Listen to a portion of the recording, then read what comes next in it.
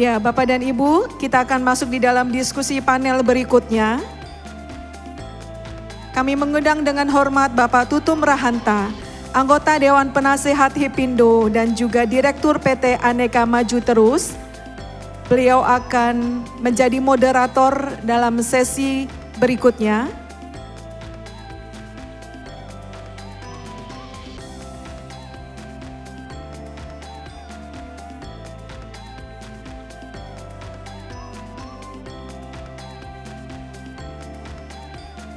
Ya, kami persilakan kepada Bapak Tutum Rahanta, anggota Dewan Penasehat HIPindo dan juga Direktur PT Aneka Maju Terus untuk memimpin di dalam sesi berikutnya. Diskusi panel dengan tema Boosting F&B Success, Unleashing the Power of Digital Branding, Insight from Industry Leaders and Marketing Expert. Kita berikan aplaus yang meriah bagi Pak Tutum Rahanta. Kami persilakan Pak.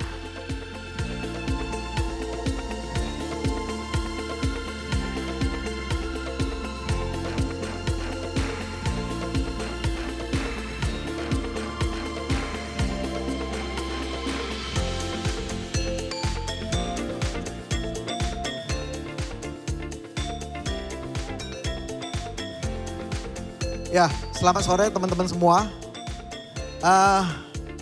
Masih semangat? Semangat?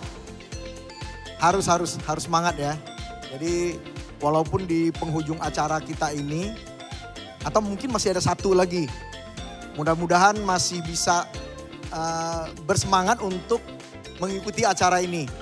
Nah, saya akan memandu acara ini dengan dua pembicara kita dan satu teman konsultan. Pertama pasti saya akan undang Ibu Temi, tapi katanya sebelum Bu Temi maju katanya mau ditayangkan video Bu. Atau Ibu duduk dulu kan? Duduk dulu. Salah ngerti Mas. Duduk dulu. Silakan Bu Temi. Bu Temi adalah owner dari Bakmi Gajah Mada. Betul Bu ya? Oh direktur disuruh sebut. Oke, gak apa-apa Bu, silakan duduk Bu. Direktur dari Bakmi Gajah Mada. Mungkin teman-teman yang hadir di ruangan sini sudah pasti tidak asing lagi ya. Ada yang belum pernah makan? Gak ada Bu. Kalau saya tanya, sudah makan? Sudah pernah makan? Pasti sudah semua. Kalau yang belum pernah makan, belum ada Bu. Sudah makan semua, pernah makan semua Bu. Ya berarti terima kasih sekali. Dari Bakmi GM, pembicara kita kedua yaitu, nah ini anak muda Bu, akan ngimbangin Ibu nanti Bu. Saya juga masih muda Pak. Iya, sorry Bu ya. Saya panggilkan dari perusahaannya masih muda, termasuk orang-orang yang pemiliknya juga masih muda. CEO-nya Sambal Bakar Indonesia, Pak Richard, silakan maju Pak Richard. Saya selalu panggilnya Bro Rich. Kalau teman-teman yang biasa sering lihat TikTok, silakan. Ini nggak janjian Bu ya, putih-putih Bu. Oh nggak ada. Nah, Sehati. tamu kita yang ketiga yaitu Bapak Aditya.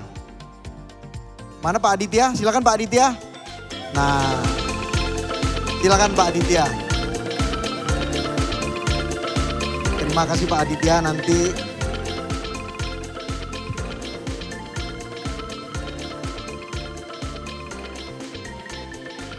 sebelum Bu Temi dan Bro Riz dan Bro Aditya, saya pasti akan kenalkan, Ibu juga saya minta duluan Bu. Untuk presentasinya nanti Bu. Baik Pak. Karena ini yang akan dipresentasikan Bu Temi ini pasti produk yang sangat tidak asing, yang sudah lama kita ketahui dan sampai sekarang masih sangat eksis gitu Bu. Padahal makanannya simple, mie. Hari ini satu produk juga yang akan disampaikan Bro Richard ini juga simple. Jadi saya lihat nanti bagaimana Bung Aditya memberikan pandangannya terhadap kedua bisnis ini. Bisnis yang sangat umum tetapi bisa diangkat sehingga masyarakat bisa menikmatinya dengan sepanjang masa yang dengan kualitas yang tidak terlupakan Bu. Dan tidak bisa selalu ingin datang kembali. Nah ini rahasia-rahasianya yang mungkin dari saat mulai munculnya bakmi Gajah Mada sampai eksis per hari ini. Itu yang harapan-harapan saya kira para tamu-tamu kita yang ingin diketahui dari bakmi Gajah Mada. Saya kira saya tidak berpanjang lebar lagi, mungkin Bu Temi bisa menjelaskan Bu, silakan. Boleh ditayangkan dulu tadi video singkat. Videonya?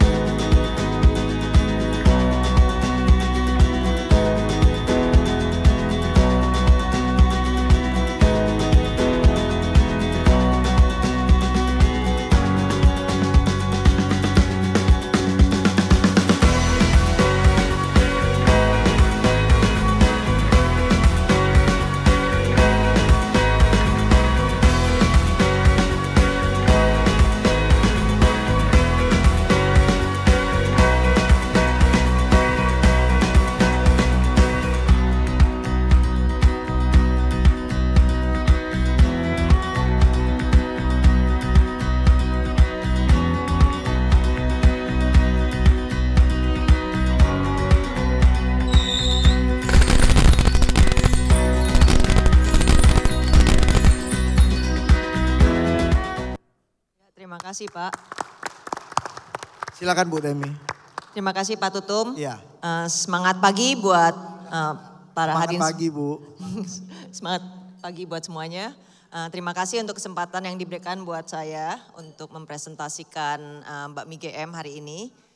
Tadi Pak Tutum bilang mau coba ceritakan ya apa sih rahasianya bakmi GM sehingga bisa hadir sampai per hari ini. Sampai saat ini. Ya, tadi mungkin di tayangan singkat itu disebutkan bakmi GM dimulai di tahun 1959. 59 berarti lebih tua dari saya tuh Bu. Lebih tua dari saya juga Pak. Betul. Iya itu di mula-mulanya itu berada di Jalan Gajah Mada. Di sebuah warung. Jadi mungkin banyak dari Bapak Ibu sekalian yang sering juga dengar-dengar gitu cerita-cerita dari orang katanya bakmi GM mulainya dari gerobak. Itu hoax Pak.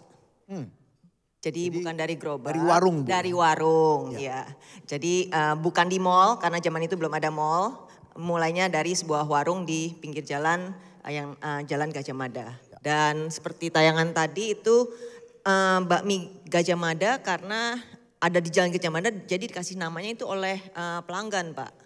Oh bukan dari pemiliknya, jadi dari pelanggan malah. Pelanggan yang. Jadi sebutannya selalu makan bakmi di situ panggilnya. Bakmi Gajah Mada, iya. Ada saksi sejarahnya juga di sini Pak Rahmat salah satu pelanggan tersetianya bakmi GM yang ada di sana mungkin juga nanti bisa diinterview Pak. Apakah benar mungkin Pak Rahmat yang kasih nama Pak. Betul.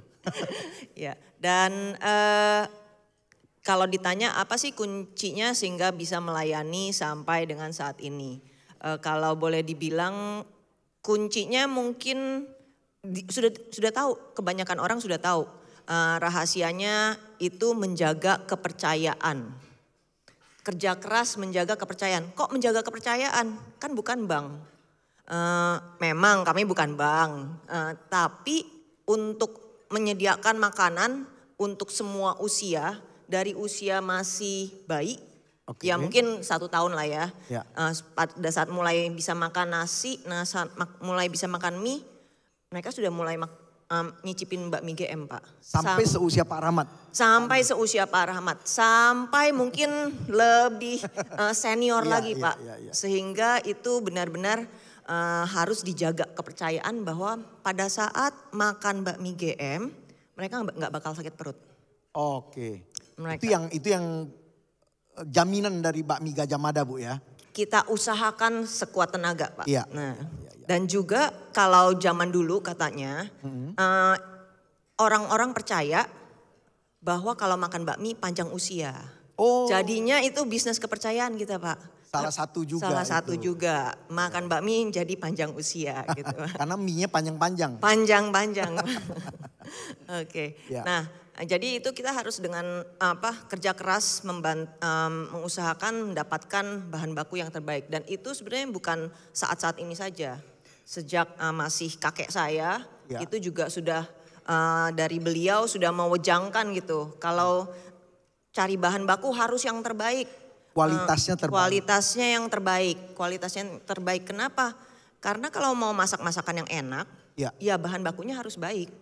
Nggak mungkin bahan bakunya yang asal-asal menghasilkan makanan yang enak. Termasuk rasanya juga Bu. Termasuk rasanya, iya. Nah, sekarang ngomong-ngomong bakmi Gajah Mada sendiri sudah berapa outlet Bu? Kak, sekarang ini masih di 50-an outlet Pak. 50-an outlet? Iya, dari tadi di Jabodetabek, juga di Bandung, Surabaya dan Bali. Apakah sudah sampai Sulawesi, Sumatera? Belum. Belum. Nanti tunggu tanggal mainnya ya Pak. Oh, kenapa Bu alasannya Bu? Saat ini ya tadi karena kami mencoba menjaga mutu dan ya mungkin kami perlu bantuan lah dari para ahli lainnya supaya bisa menghasilkan tadi produk yang sama rasanya kalau kami bawa sampai keluar dari Pulau Jawa. Karena ya kami belum menemukan aja gitu apa caranya untuk bisa. Atau mungkin jaga rahasia resepnya Bu? Jaga rahasia. Takut diketahuin oleh karyawan-karyawan yang lain kali Bu? Bukan begitu juga sih, tapi ya tadi karena intinya kami nggak mau sampai gara-gara menggunakan tambah pengawet, tambah itu kan nggak sehat juga kan Pak. Jadi bakmi Gajah Mada tanpa pengawet Bu ya? Pengawet. Nah ini pelanggan harus tahu Bu. Ya. Itu yang membuat bakmi Gajah Mada eksis dan rasanya stabil itu Bu ya. Nah ngomong-ngomong gini Bu, bakmi Gajah Mada ini kan awalnya kan mie Bu ya. Ya benar Pak. Kan juga di luar mie itu ada juga itu Bu. Ya selain bakmi ya pasti ada menu-menu lain. Ada menu tambahan lain Bu ya. Menu berbasis nasi. Dan zaman sekarang karena orang mau hidup sehat kita juga menyediakan shirataki Pak. Jadi, shirataki ada juga Bu? Ada juga. Oke. Jadi kalau mereka masih rindu dengan jamur GM, jadi resep jamur GM mereka bisa makannya dengan base-nya shirataki. Oke. Buat ibu-ibu Pak yang diet gitu. Ngomong-ngomong kalau saya ke bakmi Gajah Mada pasti saya pesan selain mie secara umum. Pasti ada pangsit gitu Bu. Oh benar Pak. Itu pangsitnya itu saya rasa, nah semua angkat jempol tuh Bu. Itu apa sih rahasianya Bu bisa sehingga stabil dari satu outlet ke outlet yang lain sama semua gitu Bu. Empuk gitu Bu. Ya itu kayaknya di pemirsa ini juga ada tim dari Bakmi Game. Mungkin mereka malah lebih tahu Pak daripada saya gitu. Rahasianya apa. Tapi ya tadi bahan bakunya udah pasti. Ya. Jadi tepungnya udah pasti harus dipilih yang kualitasnya sesuai. Ya. Nggak asal-asalan. Lalu juga proses pembuatannya. Sampai dengan saat di store sekalipun itu proses menggorengnya sangat-sangat diperhatikan Pak. Jadinya gak bisa ngasal karena ya tadi bisa menyebabkan kualitasnya jadi berbeda. Jadi proses mulai dari pembuatan sampai penyajiannya pun. Penyajiannya itu melalui satu proses standar Bu ya. Iya sangat standar Pak. Ngomong-ngomong kalau bakmi Gajah Mada ini di franchise kan atau semua? Semua masih dikelola oleh manajemen PT tidak Creami. dimitrakan atau di franchise kan Bu ya? Belum. Ya. Ada kemungkinan Bu? Satu saat mungkin. Jangan ragu-ragu Bu, ini pengusaha semua loh Bu. Jadi sementara ini seluruh masih outletnya milik perusahaan sendiri Bu ya? Masih Pak. belum dimitrakan atau di-franchise-kan. Belum. Oke. Ya, dan satu tadi yang juga ditayangkan di video, sekarang kita ada produk yang namanya crispy chips. Apa itu, Bu? Cucunya dari pangsit goreng. Cucunya dari pangsit goreng. Iya, karena kalau orang mau makan pangsit goreng, dibawa ke Singapura, udah keburu bantet, Pak. Oh, tapi kalau yang rindu sama pangsit goreng, dia bisa bawa crispy chips. Karena crispy chips itu masuk dalam packaging dan diramu dengan rasa-rasa yang cocok untuk generasi kekinian. Jadi tapi itu sudah di dalam siap saji. Siap saji. Dan supaya bukan cuma katanya saja enak, hari ini tim Bakmi GM sudah juga membawa beberapa packaging crispy chips yang bisa dibagikan ke para hadirin di sini. Oh, silakan. Kita tepuk tangan untuk Bakmi Gajah Mada. Jadi nanti timnya Ibu bisa diberikan untuk para penonton kita, Bu ya. Iya, termasuk Bapak. Oke, dan terima termasuk kasih. teman-teman panel sini. Iya. Oke, saya kira kalau ada Ibu yang mau tambahkan lagi sebelum nanti Mas Aditya menanggapin dari apa yang disampaikan Ibu.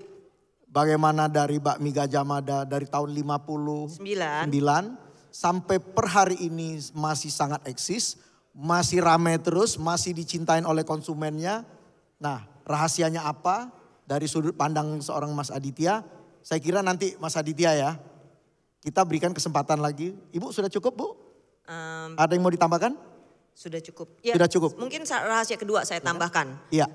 Tadi selain juga harus menjaga standar mutu, kami juga terus berusaha berinovasi, berkreasi. Tadi contohnya dengan menu-menu baru, crispy chips, tambahan. Tapi juga dengan layanan, Pak.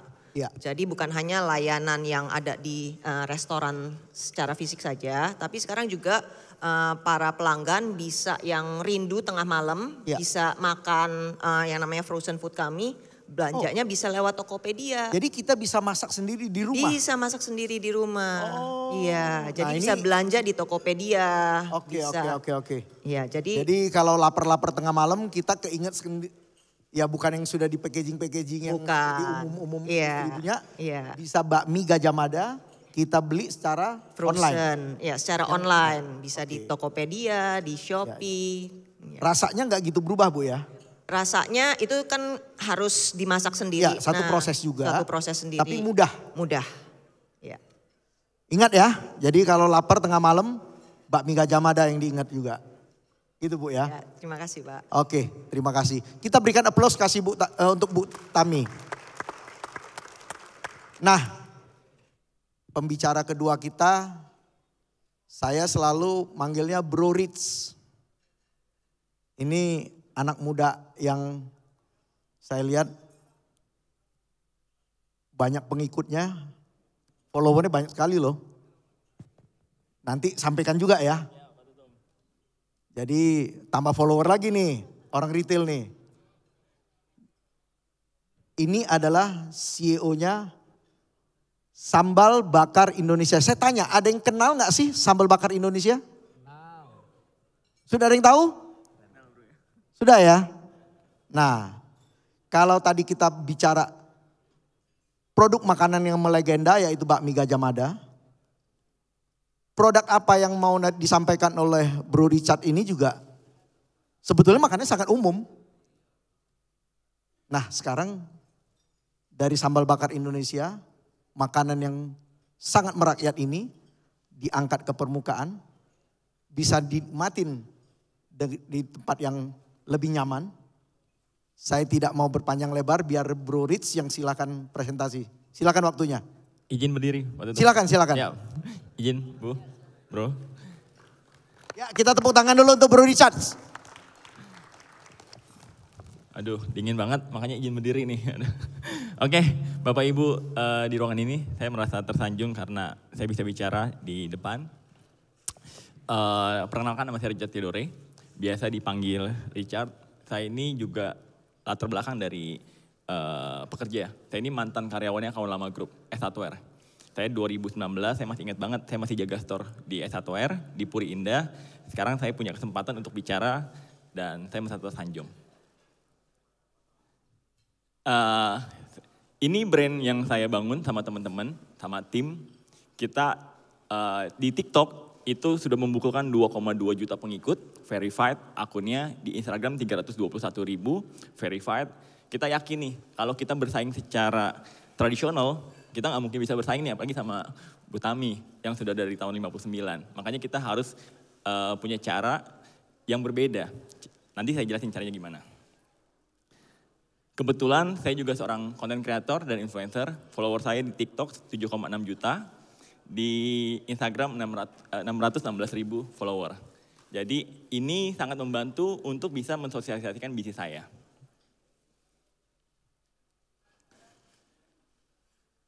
Nah, saya mau share apa pembedanya sambal bakar dibandingin brand-brand lainnya.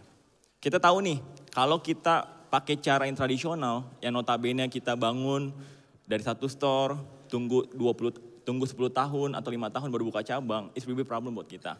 Apalagi ekspansinya di tahun sekarang ini. Makanya sambal bakar Indonesia lahir dari keinginan konsumen, bukan dari keinginan business owner-nya. Maksudnya kayak gimana nih? Saya setelin videonya ya.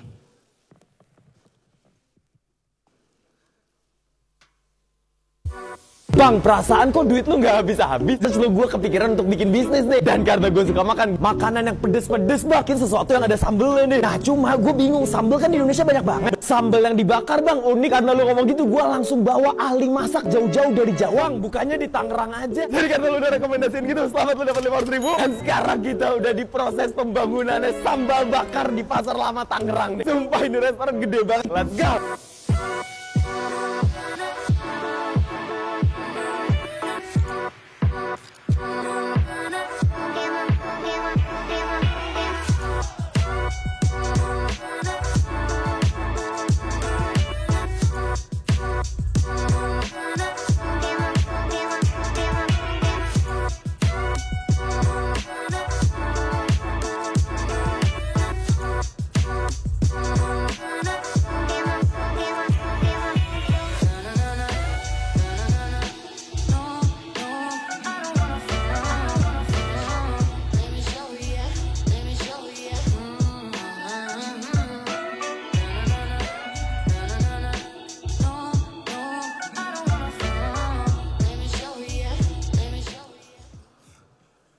Oke, yang mau tepuk tangan silakan. Saya sama teman-teman, sama tim, waktu buka sambal bakar, kita tanya dulu marketnya. Kita tanya ke followernya, Iben salah satu founder. Kalau tadi follower saya 7,6, followernya Iben 21 juta di TikTok. Jadi rasionya 1:3. Kita tahu nih, kalau kita idealis langsung menyampaikan ke market bahwa kita punya sambal bakar, atau misalkan kita buka makanan tradisional, pasti nggak bakal heboh. Jadi kita buat skema yang berbeda, Bu Tami. Ya. Kita buat skema berbeda, kita tanya follower. Kita pengen buka usaha apa, makanan tradisional. Lauknya apa? Ayam, lele, gurame dan sebagainya. Daily food. Kondimennya apa? Sambal. Sambalnya diapain? Dibakar. Itu semua lahir dari permintaan konsumen. Kenapa kita tanya ke konsumen? Supaya ada responsibility. Mereka sudah menyarankan nih kita untuk buka restoran, mereka pasti datang. Dan pertanyaannya adalah, proven apa enggak? Apakah works? Tadi adalah video 1 tahun yang lalu, sekitar 14 bulan yang lalu, cabang pertamanya sambal bakar. Sekarang saya setelin video terbaru, cabang ke-15 kita, apakah itu works dan masih tetap rame? Silakan lihat videonya.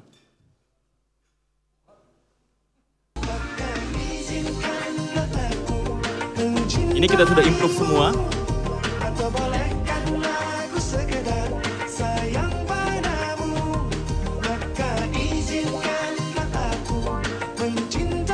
Kita juga tambahin sentuhan teknologi.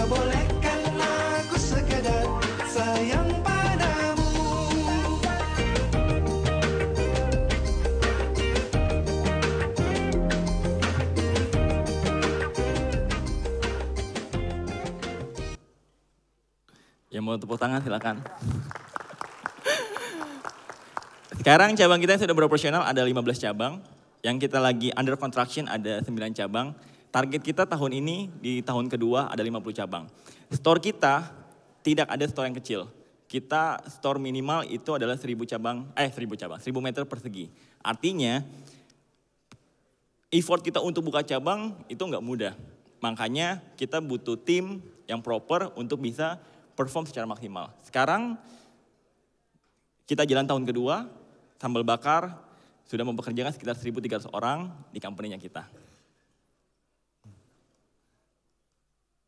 Nah, ini kurang lebih datanya ya. Saya nggak mau terlalu banyak data karena pasti membosankan. Kita sudah mempekerjakan 1.300 orang karyawan.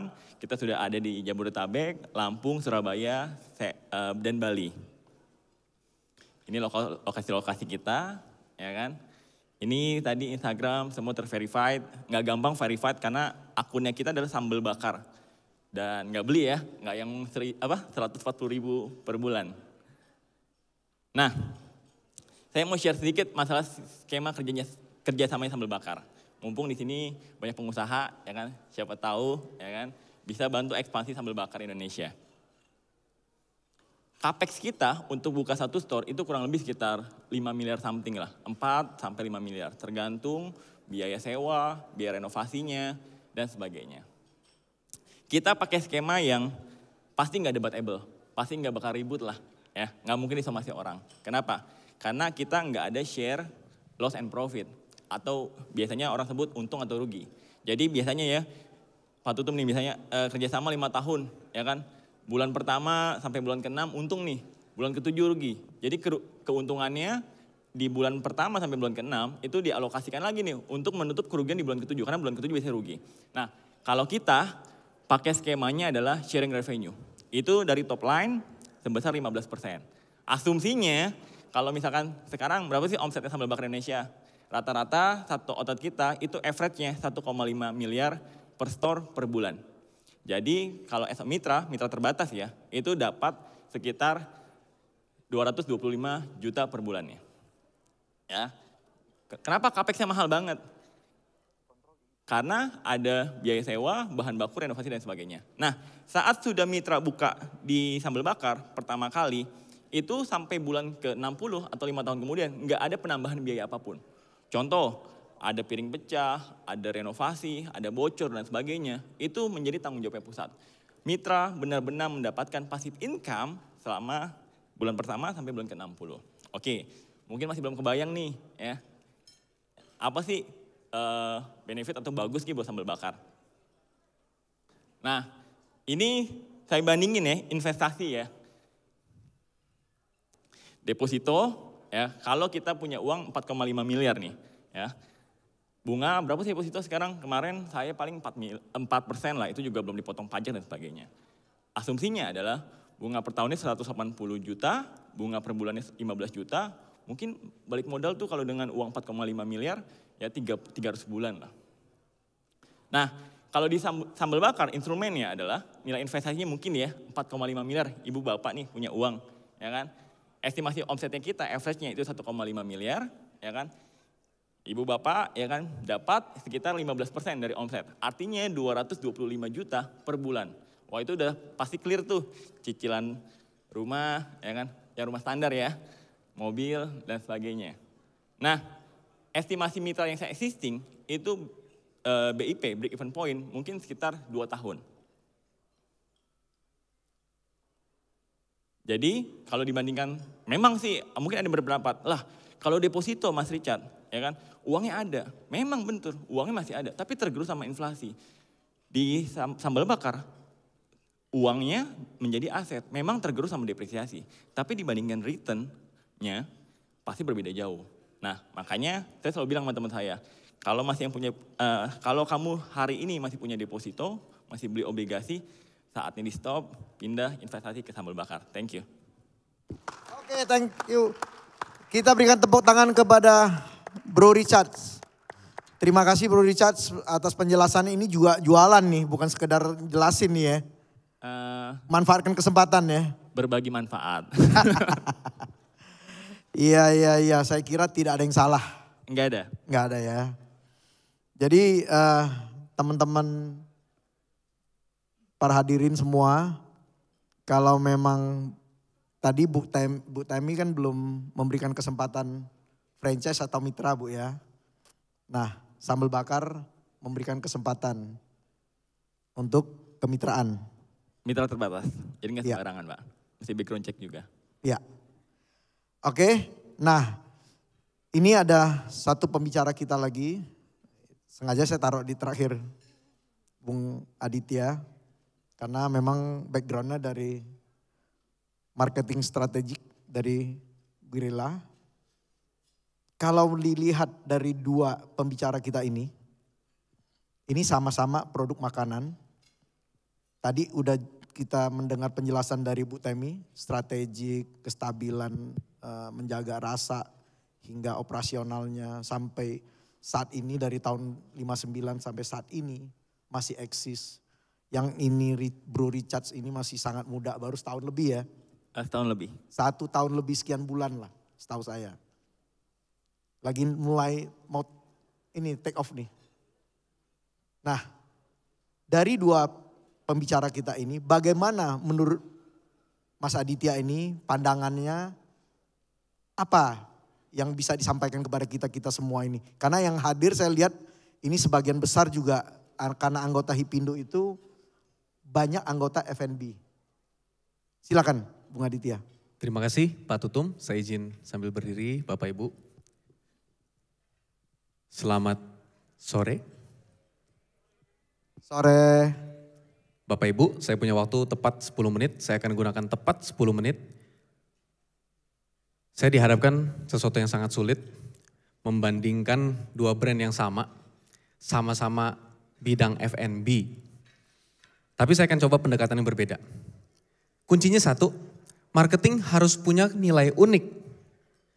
Tapi bagaimana mungkin saya mengajarkan marketing kalau saya sendiri sebagai pembicara tidak punya nilai unik? Maka saya mau coba suatu pendekatan yang berbeda dengan sulap. Oh. Mohon bantuannya Bapak Ibu, saya minta tolong bantuannya untuk 9 orang. Boleh 9 orang siapapun, kalau boleh mohon izin, mohon berdiri di sini saja 9 orang, saya mohon bantuannya. Silakan yang maju. Saya mohon berdiri di sini 9 orang saja, 9 orang. Terima kasih banyak untuk bantuannya. Boleh berdiri di panggung sini 9 orang. Terima kasih, 1, 2 berbaris ke samping 9 orang. Terima kasih. Terima kasih. Saya masih kurang beberapa orang lagi, boleh dibantu? Masih kurang 3 orang lagi. Boleh bantu baris depan? Oh yang. Saya punya waktu 10 menit, 3 orang lagi. 1 orang lagi? Ya. 1 orang lagi? Oh cukup, udah. Cukup? 1 orang lagi? Bapak, boleh? Ibu? 9 saja, oke. Sudah 9 ya? Oke. Baik, gak apa-apa. Bapak orang ke-10-nya gak apa-apa. Boleh di sini Pak. Nanti Bapak bantuin saya sesuatu yang berbeda. Serius Pak, ya di sini. Baik, tugasnya sederhana. Bapak Ibu boleh sejajar semua. Lihat kiri kanan. Kita punya waktu cuma 8 menit. Ini kan ada timer. Saya gak akan lewat sedikit pun. Pertama, saya punya prediksi angka di sini 1 lembar. Saya minta tolong Bu Tami di sini Bu. Mohon maaf tidak dibuka tapi Ibu simpan saja. Di sini tenang aja, nggak pakai teknik-teknik yang aneh-aneh. Saya bukan pesulap, saya ini marketing consultant. Saya cuma berusaha cari pendekatan lain. Gimana caranya saya menjadi marketing consultant yang menarik.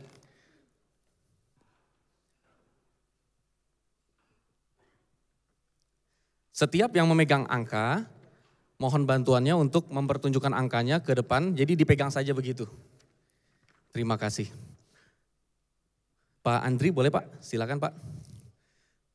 Boleh angkanya dipegang begitu, ke depan ditunjukkan, oke. Di depan sini ada angka 1 sampai 9. Hari ini saya akan buktikan bahwa sambal bakar dan bakmi GM itu bukan kompetitor, tapi kita bisa berkolaborasi untuk Indonesia yang lebih baik. Boleh minta tepuk tangannya? Oke. Pak Andri, saya hanya mohon Bapak dari 1 sampai 9, jangan dilihat dari jenis kelamin karena hanya 1 yang pria Pak. Tolong hanya pilih 5 angka saja, sebutkan angkanya Pak.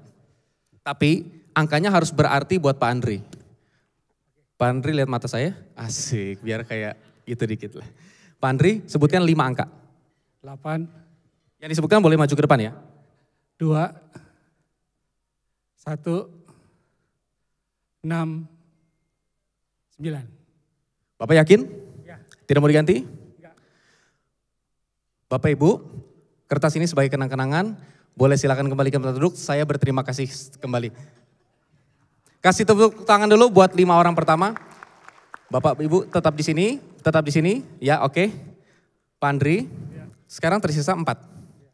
Saya minta Pak Andri pilih 2 angka, tapi dipikirin baik-baik. Dan angka ini harus punya makna buat Pak Andri. Boleh positif, boleh negatif. 3, 5. Pak Andri mau ganti atau enggak? Ganti. 4. Yang mana yang diganti Pak? Angka berapa yang diganti? Yang 5. 5 boleh mundur, 4 boleh maju. Yakin Pak ini Pak? Tidak mau ganti ya? Berikan tepuk tangan yang luar biasa untuk Bapak Ibu sekalian. Saya harap semua yang memegang kertas tadi sehat, panjang umur, sukses, usahanya diberkati. Silakan, boleh ke depan. Sisa 2 angka saja Pak. Tolong pilih 1 angka saja Pak. 5. Boleh maju ke depan. Pak Andri mau ganti atau tidak? Enggak. Bapak kita kerjasama sebelumnya? Ibu terima kasih banyak, semoga panjang umur, sehat selalu, sukses. Pak Andri boleh tolong minta kertas yang tadi saya berikan ke Ibu Temi.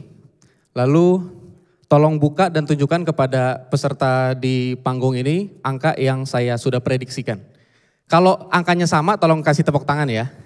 Boleh 3, 2, 1. Terima kasih Pak Andri, Bu. Sehat-sehat, sukses selalu. Kertasnya boleh disimpan buat kenang-kenangan. Ya, jadi hari ini saya resmi menjadi pesulap. Loh, Saya lemes dari tadi cuma takut gagal prediksi saya. Tapi kata orang Pak, ya. kalau kita bisa memprediksi masa depan, kita bisa kaya raya Pak. Saya prediksi saham mana yang naik, saham mana yang turun, saya bisa kaya raya Pak. Terus gimana caranya saya melakukan hal yang barusan? Saya kasih buat Bapak Ibu mau?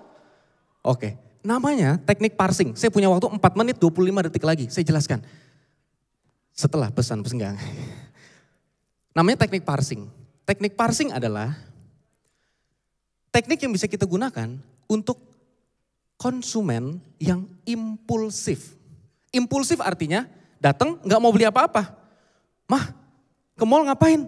Lihat-lihat aja. Habis pulang lihat-lihat aja, tentengannya banyak. Impulsif. Dia ngelihat, dia pengen belanja. Dia ngelihat, dia pengen belanja. Rata-rata konsumen Indonesia impulsif. Buka Shopee, buka aplikasi marketplace, belum mau niat belanja, cuman mau cari sunlight misalnya. Pas dia buka, belanjanya, waduh, Daihatsu gitu ya. Jadi udah 100 kali lipat dari yang dia mau belanja AUK. Sekarang, teknik parsing tadi caranya simple. Perhatikan baik-baik, caranya sangat simple. Saya sudah prediksi angka 7 dari awal, karena 7 itu angka yang menarik buat saya. Udah begitu aja. 7 itu nggak pakai mistis, nggak pakai ilmu pengetahuan yang tinggi-tinggi, saya tulis angka 7, lalu saya titip ke Bu Tami. Di sini ada 1 sampai 9. Berapapun angka yang Pak Andri sebutkan, saya suruh maju ke depan. Maju dong, 5 orang gitu kan. Ada angka 7 gak yang tadi disebut? Kalau tidak ada angka 7, saya suruh duduk.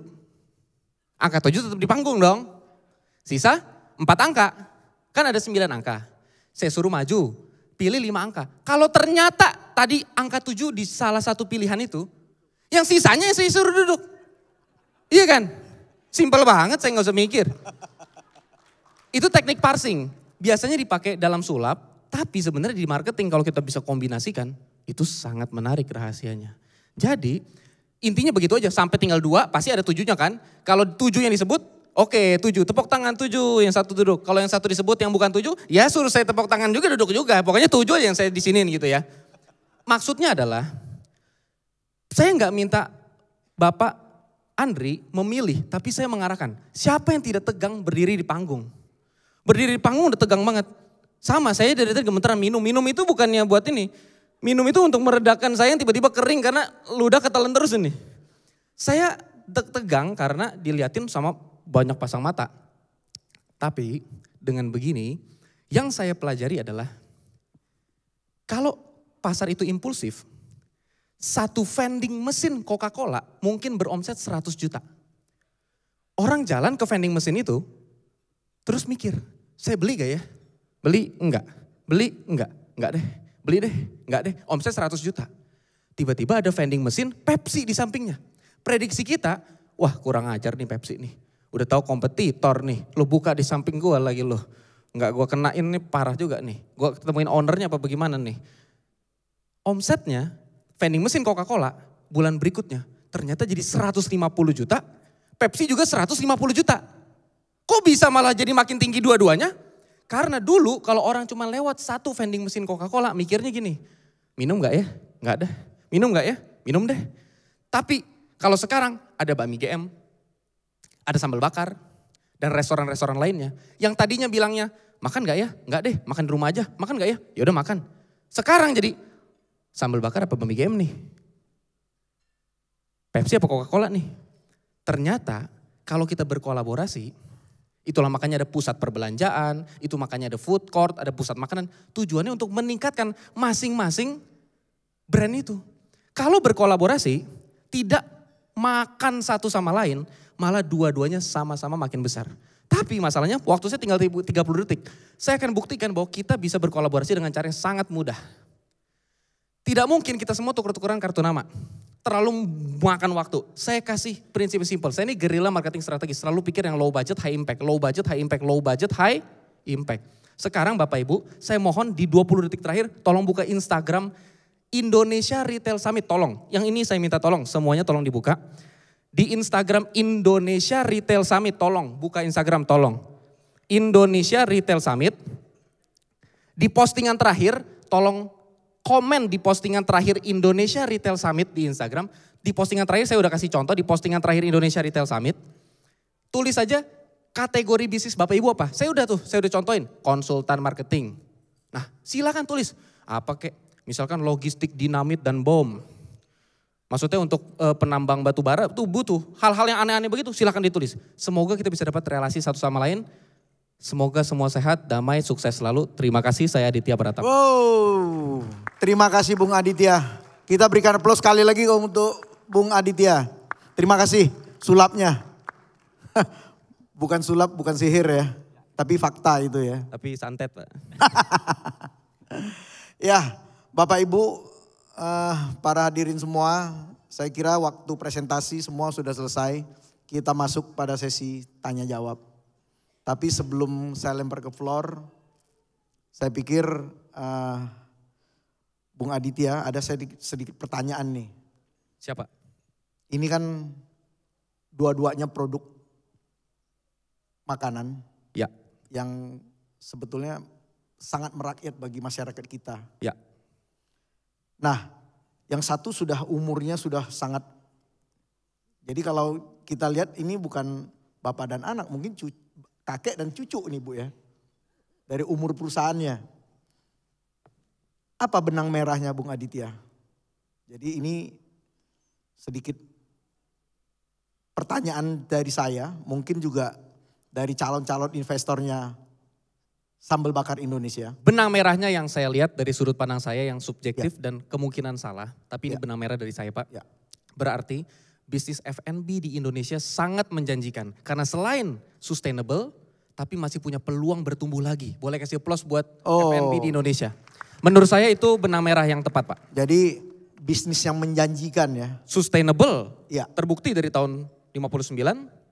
Lalu ternyata masih bisa bisnis baru 1 tahun 15 cabang Pak. Padahal masih produk dari Sambal Bakar Indonesia itu kita bisa ketemukan dimanapun. Ya. Bisa di tenda-tenda, di pinggir jalan sepanjang hampir seluruh Indonesia ada gitu. Tapi Bro Richard ini dari Sambal Bakar Indonesia bisa menjadikannya sesuatu yang berbeda dari cara penyajiannya. Saya kira tepuk tangan sekali lagi untuk Sambal Bakar Indonesia. Nah, ini adalah sesi tanya jawab. Saya buka, silahkan kalau ada yang ingin menanyakan baik ke Bu Temi, Bro Richard, atau ingin belajar sulap dari Bung Aditya. Jangan malu-malu, silahkan. Mau, Pak Rahmat, silahkan Pak Rahmat, senior kita. Mungkin mau tambahan penjelasan sejarahnya Bakmi Gajah Mada juga boleh Pak Rahmat. Ya pertama-tama mungkin ke Bu Temi ya. Saya ingin menanyakan satu hal karena pernah ada pengalaman di Bakmi Gajah Mada yang sangat buruk. Pada satu masa diisukan macam-macam bahwa supnya atau kuahnya itu pakai rebusan daging bayi. Ya. Ini benar terjadi ya, sampai betul-betul Bakmi Gajah Mada itu sepi sekali. untuk mereka yang masih tahu. Nah pertanyaan saya, sebelumnya saya sendiri sangat tidak percaya karena kebetulan saya terlibat di pembangunan gedung Bami Gajah Mada yang di Jalan Gajah Mada. Jadi setiap sudutnya itu saya tahu bahwa memang ada lift kecil itu untuk membawa makanan ke tingkat Setiap lain. lantai Pak ya. Ya, tapi bukan untuk membawa bayi. Dan saya tetap makan. Nah, pertanyaan saya itu bagaimana merubah, kalau mau dikatakan ini krisis untuk perusahaan, dari krisis menjadi sukses yang lebih besar. Nah, ini salah satu yang ingin saya tanyakan. Kemudian ke Pak Richard, mungkin melihat perkembangannya saya ada niat kerjasama gitu. Wah, terima kasih sekali Pak Rahmat. Mohon waktunya nanti. Terima kasih. Oke, saya minta Bu Temi dulu menjawab pertanyaan Pak Rahmat Bu. Silakan Bu. Ini pertanyaan dari suhu nih Pak. Jadi perlu dijawab hati-hati. Iya. Waktu kejadian itu saya sendiri masih kecil. Jadi juga agak nggak terlalu ingat gitu bagaimana prosesnya. Tapi yang seingat saya memang itu sangat berat buat perusahaan. Bukan hanya buat keluarga kami tapi juga untuk karyawan-karyawan gitu kan. Karena ada juga cukup banyak karyawan saat itu. Nah tapi puji syukur yang ngebantuin kami untuk melalui kejadian itu juga tidak sedikit. Ada pelanggan-pelanggan kami, contohnya juga tadi Pak Rahmat gitu, yang juga terus memberi semangat. Salah satu pelanggan setianya. Pelanggan setianya, luar biasa setianya.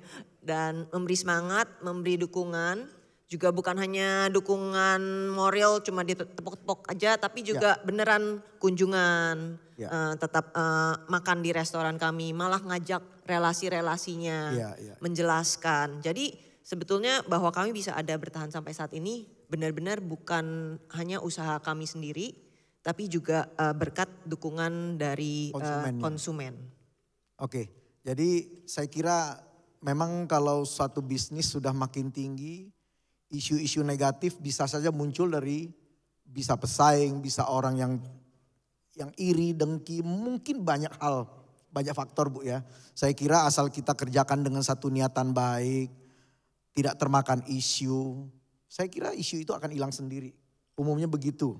Ya, benar Pak. Itu yang dilaluin oleh Bami Gajah Mada Bu ya di masa-masa sulit. Oke, terima kasih sekali dengan Bu Temi Bu. Bisa memberikan rasa yang tetap stabil sampai saat ini. Nah, Bro Richard, mungkin mau nanggepin apa yang Pak Rahmat sampaikan, silakan. Oke, terima kasih Bapak. Saya juga mau share Pak sebenarnya. Di Sambal Bakar ini kita nggak cuman as a business franchise ya, karena kita mitra terbatas. Dan juga yang sudah invest di Sambal Bakar tuh nggak sembarangan orang. Salah satunya misalkan yang cabang terbaru Istana Group. Ada Pak Sugi Wibawa juga, ya kan? Salah satunya Pak Tutum juga nih. Diam-diam. Terima kasih. Jadi siapapun ya kan nanti bisa diskusi sama Pak Sugi atau ke Pak Tutum atau ke saya juga Pak. Pokoknya intinya adalah saya mau ekspansi Sambal Bakar bisa ekspansi secepatnya namun terukur ya kan supaya kita bisa bersaing secara baik. Apalagi kayak melawan Bakmi GA misalkan kita bisa kolaborasi bareng Bu nanti ya kan. Ataupun nanti lawan Nikmat Group dan sebagainya. Kita butuh langkah konkret yang another method atau another cara yang biasanya nggak dilakukan sama brand-brand terdahulu. Kita sebagai anak muda harus punya langkah konkret yang beda. Itu sih Pak poinnya. Wah, terima kasih Pak Richard, Bung Richard. Saya hanya penggembira, pendukung anak-anak muda Pak Rahmat. Jadi ada lagi saya lempar ke floor. Satu pertanyaan terakhir kalau ada. Oke, oh sorry Silau. Silakan sebut nama. Ya, selamat siang Bapak. Perkenalkan saya Hendrik Vincent. Saya dari perusahaan namanya Bijar. Ini platform pendanaan securities crowdfunding. Kenal Bro Richard juga. Thank you sharingnya. Mungkin pengen nanya ke Mbak Tami dan Bro Richard juga. Mungkin ke Mbak Tami dulu dari sisi Bami GM sebenarnya saya juga pelanggan setia dekat rumah, saya sering makan juga. Rasanya kan selalu konsisten dan rasanya dimanapun sama gitu. Nah pengen tanya juga sebenarnya kalau kita bicara dari zaman dulu kan sampai sekarang tetap konsisten. Nah kita bicara ke depan ini rencananya mungkin kita bicara 5-10 tahun lagi. Sebenarnya apa sih yang dicari oleh Bami GM ini? Dan sekarang kan di dunia era perkembangan teknologi ini tentunya semakin banyak cara-cara inovatif tadi untuk bisa pengembangan bisnis. Kira-kira ada rencana untuk adaptasi ke arah sana atau seperti apa? Itu yang pertama. Kemudian dengan Bro Richard, kita pengen tahu juga dari sisi plan tadi ya, bagaimana sambal bakar ini bisa konsisten untuk melawan tadi berbagai macam bisnis-bisnis yang mungkin sudah banyak sejenis juga bro, gitu, yang mungkin bisa ekspansi secara lebih pesat lagi gitu. Mungkin itu sih. Thank you. Oke, terima kasih Vincent ya namanya ya. Oke Bu Temi silakan Bu, jawab Bu. Untuk 5-10 tahun ke depan ya, sebetulnya kami terus juga membuka cabang dan memang sih lebih selektif juga gitu dengan proses lokasinya dan sebagainya. Dan sambil juga di internal, tadi kan ditanya kok nggak buka cepet-cepet gitu. Ya. Karena memang kami terus membereskan, karena kami sebenarnya rindu gitu bisa buka sampai ke Papua juga gitu kan. Karena pelanggan kami juga pasti ada yang sudah kerja di Papua, apalagi nanti di IKN gitu kan. Kami juga rindu bisa buka di sana satu saat. Jadinya secara internal sekarang kami terus memperbaiki diri sih. Ada tim R&D kami yang juga terus berusaha memperbaiki proses kerja, memperbaiki proses-proses produk kami supaya tanpa menggunakan tadi pengawet, prosesnya tepat, kami bisa menyajikan hidangan yang rasanya nggak berubah atau berubahnya nggak signifikan gitu, sehingga bisa tetap menyenangkan dan memuaskan pelanggan kami sekalipun mereka nggak dekat Jakarta. Oke, Bu, sebelum saya lempar ke Bung Richard, saya terlintas Bu, bisa tidak bakmi Gajah Mada dibuat seperti kalau di Jepang tuh seperti warungan Bu. Mana tahu bisa kolaborasi dengan teman-teman minimarket. Boleh kita coba nanti kita saya kira ngobrol bareng ya. Kalau di Jepang kita bisa ketemu di sepanjang jalan untuk makan mie itu Bu. Tapi mereka mempunyai rasa yang konsisten saya lihat. Saya harapkan suatu saat bakmi Gajah Mada bisa seperti itu Bu. Kita usahakan Pak. Terima kasih. Silakan Bro Richard. Oke, thank you. Pertanyaan bagus banget Bro Hintan. Ya, jadi gini, saya ambil tadi quote dari Bro Adit, ya kan. Saya percaya dan saya yakin juga bahwa masa depan itu nggak bisa dilihat tapi bisa dibaca. Nah, salah satunya adalah kita sudah memitigasi nih. Kayak misalkan di sambal bakar, banyak banget brand-brand di luar sana, mungkin ada ratusan yang buat sambal bakar, yang konsepnya sama. Gimana kita memitigasi bahwa kita bisa jadi market leader dan jadi top of mind di masyarakat. Salah satunya adalah dari penamaan. Nama kita adalah Sambal Bakar Indonesia. Verified-nya sambal bakar itu kita pegang semua. Di TikTok, di Instagram, bahkan di keyword di Google. Kita pasti ranking 1 kalau searching Sambal Bakar Indonesia. Kedua, kita yakin dan percaya bahwa market nggak mungkin bisa sebesar sekarang kayak brand kopi contoh. Nggak mungkin bisa sebesar sekarang kalau cuma 1-2 kompetitor yang bermain. Makanya kita senang banget nih. Karena kita sudah main di atas, saat ada brand-brand baru yang buka konsep sejenis kayak sambal bakar, malah menambah awareness di masyarakat. Artinya adalah awareness di masyarakat makin gede, demand di masyarakat makin gede, sales kita makin gede. Kita nggak pernah khawatir, kita nggak pernah takut untuk bersaing secara sehat, secara baik. Karena kita yakin percaya pada perusahaan kita. Dan juga kita menerapkan sistem di kawan lama bro. Di kawan lama itu dulu saya kerja, itu ada namanya project improvement. Setiap karyawan as a leader dipaksa atau bukan dipaksa lah, bahasanya kurang tepat kali Pak. Diminta untuk buat project improvement terhadap perusahaannya. Itu dilakukan di sambal bakar. Makanya tadi kayak misalkan ada kioska, itu project improvement dari leader sebelumnya. Yang notabene kita bisa meminimize nih efisiensi misalkan labor cost, tadinya 15%, kita lagi motokan ke 12%.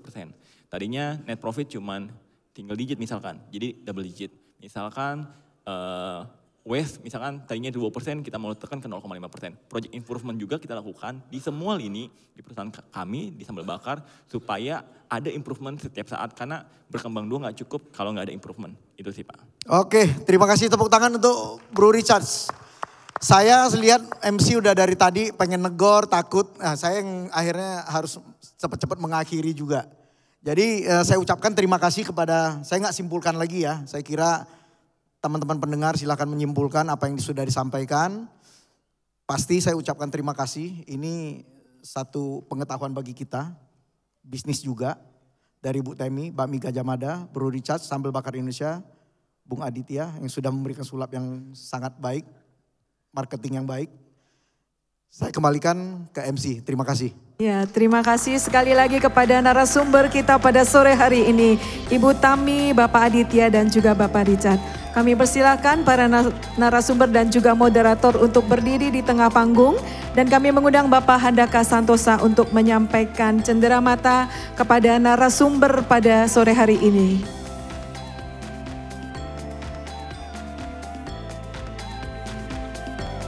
Pak Handaka, ya kami persilakan.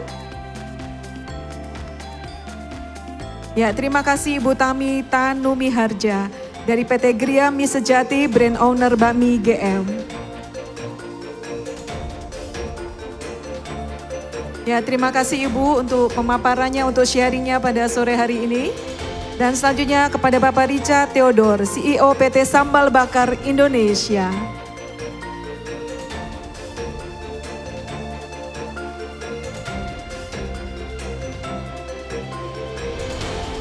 Terima kasih kepada Bapak Aditya Pratama, Guerrilla Marketing Strategik.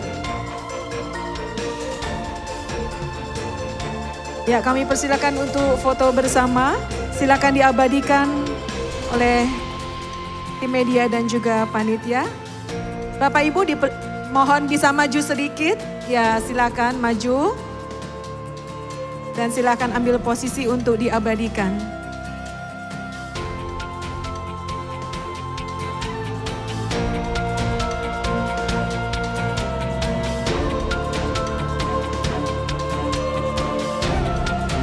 Menjadi kebanggaan kita semua bahwa F&B sukses di tanah air dan terus berkembang.